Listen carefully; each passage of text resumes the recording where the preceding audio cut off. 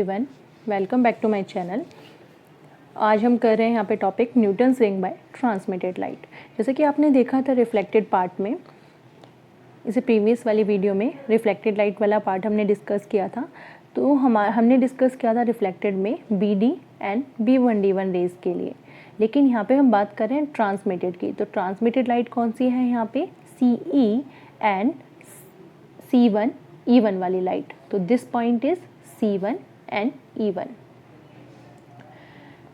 तो यहाँ पे हम देखते हैं कि जो हमारे पास इंटरफेरेंस आया था रिफ्लेक्टेड पार्ट में, जो हमारे पास वेट शिप से हमने ऑप्टिकल पार्ट डिफरेंस निकाला, del is equal to 2 mu t cos r के इक्वल था, cos r plus of alpha के इक्वल। इंटरफेरेंस में हमने कंस्ट्रक्टिव और डिस्ट्रक्टिव फ्रिंजेस की बात की थी।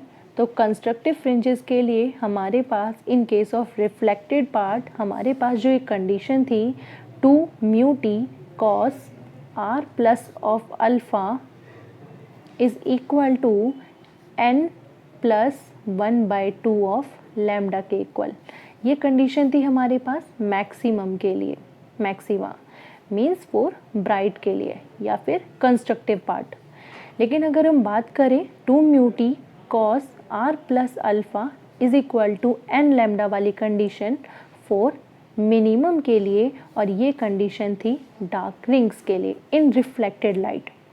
तो ट्रांसमिटेड पार्ट में क्या होगा? यहाँ पे इसके जस्ट अपोजिट हो जाएगा, क्योंकि रिफ्लेक्टेड में जो फ्रिंजेस हैं वो सेंट्रल पे डार्क है, और यहाँ पे ट्रांसमिटेड वाले पार्ट में हम देखें जो रिंग्स हैं, जो सर्कुलर रिंग्स आपके पास प्रोड्यूस हुई हैं, तो सेंट्रल में ब्राइट रिंग्स हैं। तो कंडीशन जस्ट एक दूसरे के कॉम्प्लीमेंट हो जाएगी, अपोजिट हो जाएगी। तो आप लिखेंगे यहाँ पे for bright ring,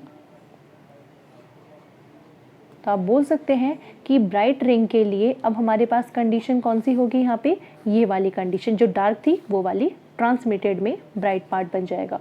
2 mu t cos r plus alpha is equal to n lambda, और हमारे पास यहाँ पर डार्क रिंग्स के लिए बनेगा ये वाली टर्म। तो हम इस टर्म को सॉल्व करें फॉर नॉर्मल इंसिडेंस के लिए, तो नॉर्मल इंसिडेंस के लिए हम क्या लिख सकते हैं यहाँ पे? फॉर नॉर्मल इंसिडेंस, ये एंगल स्मॉल हो गया, means angle I is equal to angle r. तो जो हमारे पास कॉस आर प्लस अल्फ़ा है, ये टर्म हो जाएगी हमारे पास 1 के इक्वल। एंगल स्मॉल है तो अल्फ़ा यहाँ पे आपके पास कैंसिल, तो कॉस आर और कॉस आर आपके पास टर्म हो जाएगी यहाँ पे, दैट इज इक्वल टू 1। तो ये वैल्यूज जब आप इसमें पुट करेंगे तो ये इक्वेशन आपके पास आएगी यहाँ पे 2 mu t is equal to n lambda, और ये कंडीशन यहाँ पे बनाएगी मैक्सिमम कंडीशन।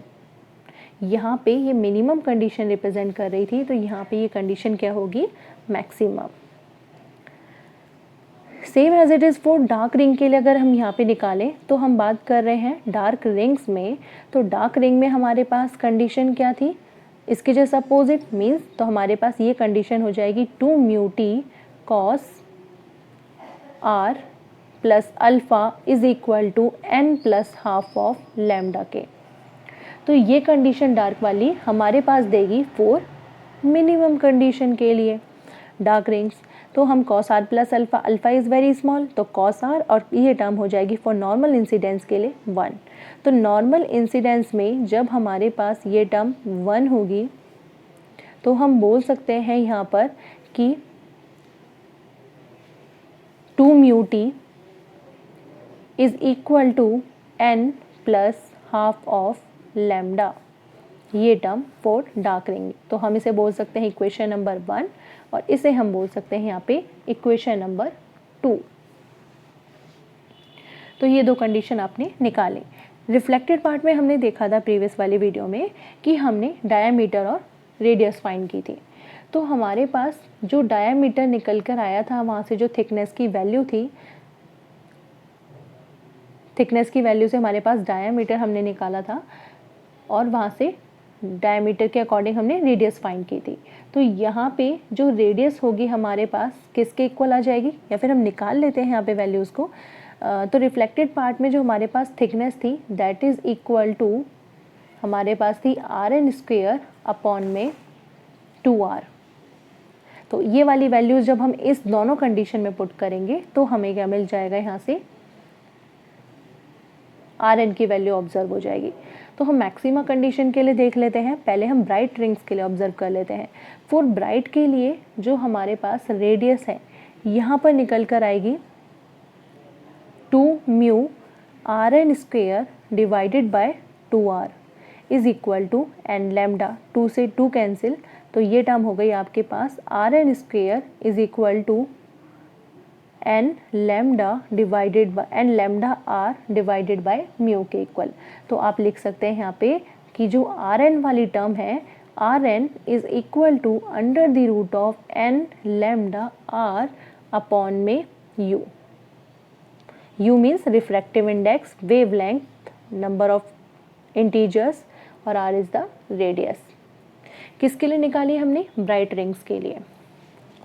तो सेम अगर हम यहाँ से ये टर्म इसमें डार्क रिंग्स के लिए भी निकाल सकते हैं। थिकनेस की वैल्यू जब आप इसमें पुट करेंगे तो यहाँ पे ये वैल्यूज़ आ जाएंगी आपके पास 2 म्यू टी फॉर डार्क के लिए 2 म्यू टी की value Rn square divided by 2r is equal to n plus half of lambda.